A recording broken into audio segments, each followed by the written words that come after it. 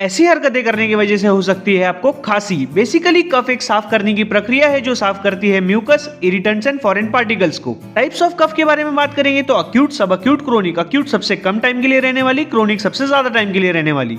इसके causes are common cold, allergies, smoking, pollution, dust and lung disease. इसके symptoms are खांसी, discomfort chest में and सांस लेने में दिक्कत होना। इसका डायग्नोसिस काफी सिंपल है जो कि हमें मेडिकल हिस्ट्री से पता चल जाता है। मूविंग ऑन टू ट्रीटमेंट तो antibiotics, antivirals, cough suppressants, expectorants, lozenges and lifestyle modifications.